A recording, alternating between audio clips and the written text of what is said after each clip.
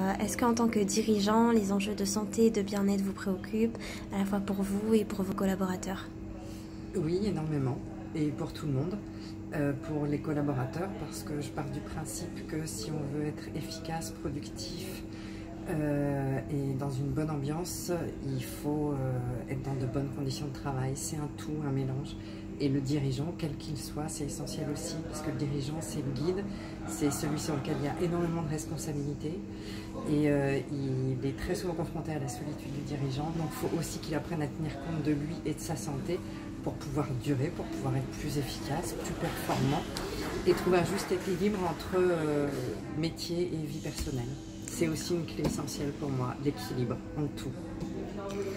Qu'est-ce que vous avez pensé des ateliers d'aujourd'hui? Très bien, très intéressant. C'est un moment de détente, un moment de partage, moi ce que j'apprécie. Et en plus j'ai appris pas mal de choses en termes d'odeur, d'huiles essentielles, de fonctionnement du cerveau, de détente, de nutrition. Et je pense que c'est plein de petites choses mises bout à bout, des petites choses simples qui font que on va être mieux. Et si on est mieux, c'est bénéfique pour tout le monde.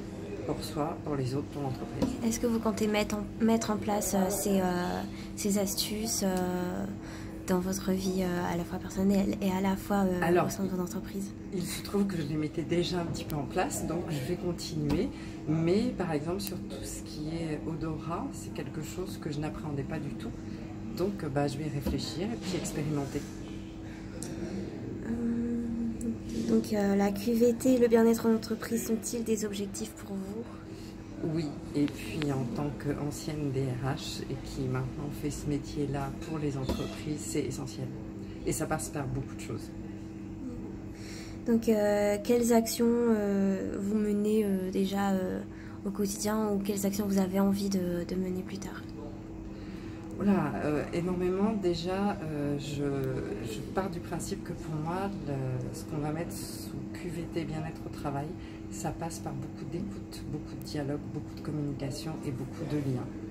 Ensuite, on peut agir sur les locaux. Ensuite, on peut agir sur la manière dont on travaille, etc. Voilà, c'est des choses que je mets déjà en place et que je continue à mettre en place et surtout à apporter à un maximum de dirigeants d'entreprise pour qu'ils le mettent en place. D'accord, merci.